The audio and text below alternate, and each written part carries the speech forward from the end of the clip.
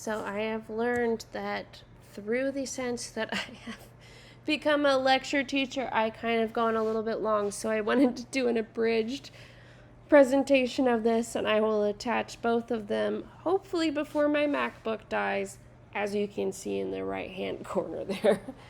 Anyway, for my sense of place, I was given the opportunity out of all of my choices to explore Appalachian murder ballads, which are stories and true events that have been narrated through verbal communication of song, primarily in the Appalachian Mountains, and then traveling downwards into the South.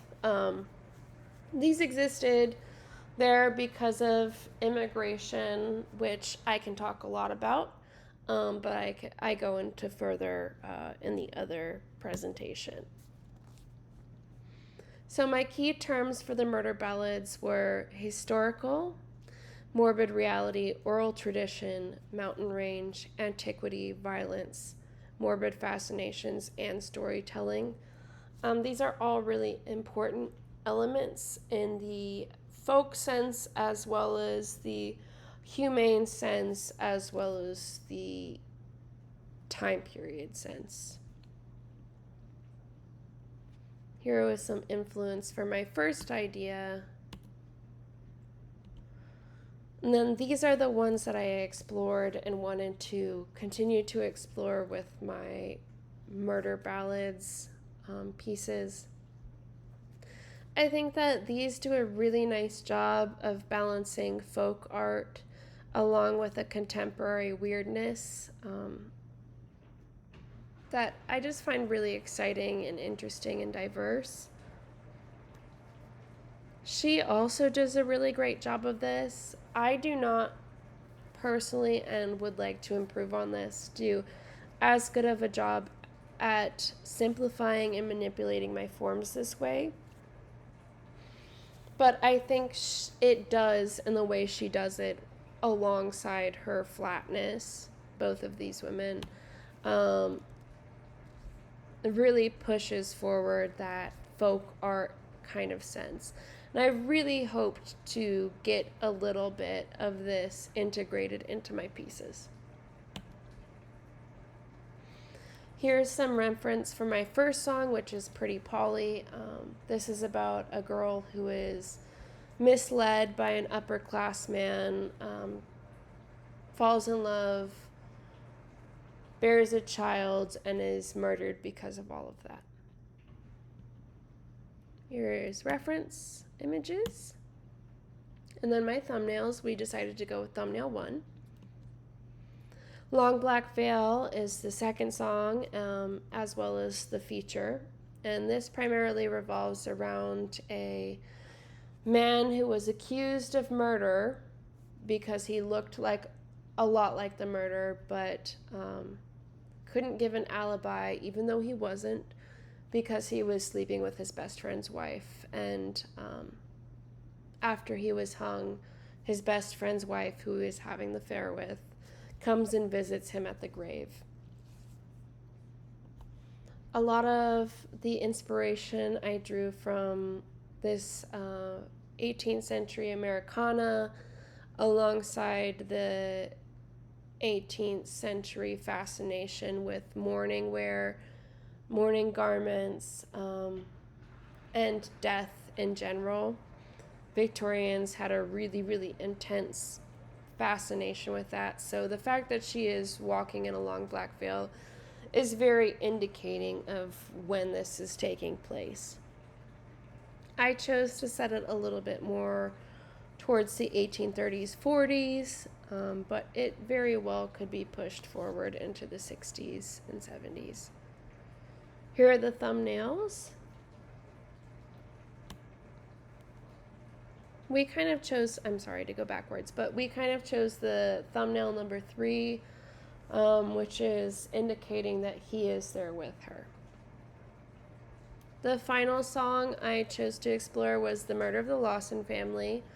And this is actually a true event. It's not a fable or a cautionary tale as much as the others were.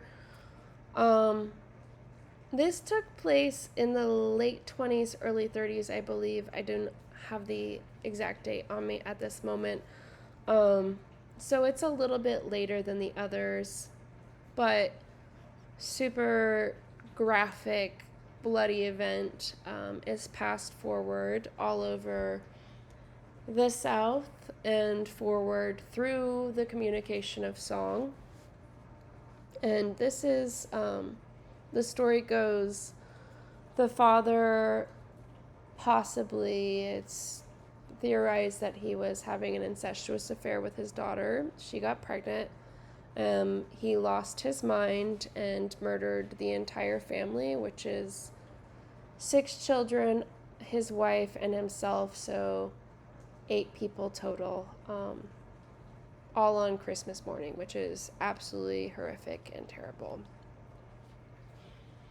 These are some references I looked at. These are historical clippings of the newspaper articles. Here were my thumbnails. All right. And then here is the line work for Lawson, Pretty Polly, Long Black Veil. And then we have some process photos of me kind of layering over multiple layers of gouache. This one was really difficult for me. I kept struggling to find the balance of visibility and ambiguity in her face, but once I finally felt comfortable with it, I pushed forward a lot more quickly.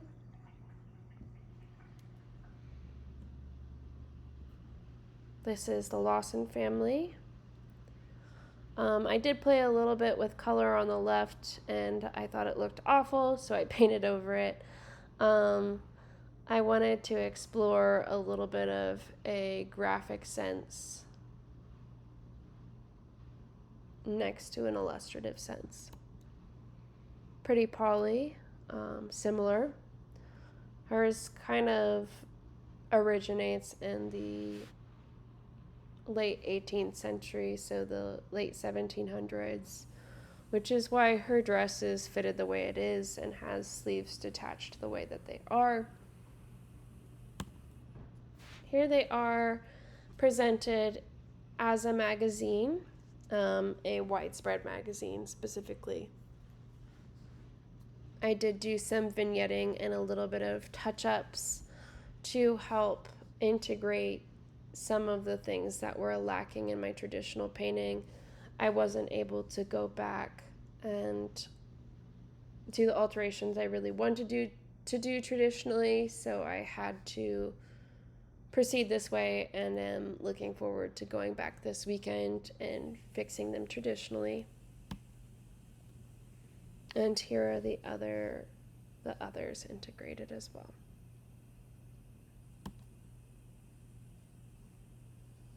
I just really want to thank you all. You all have really, really wonderful feedback and all make totally wonderful work. And I have really, really enjoyed this quarter and this course and the people I'm with. So thank you so much. And I hope you guys have a wonderful rest of your time at SCAD. And hopefully I'm in class with more of you. Thank you so much. Bye.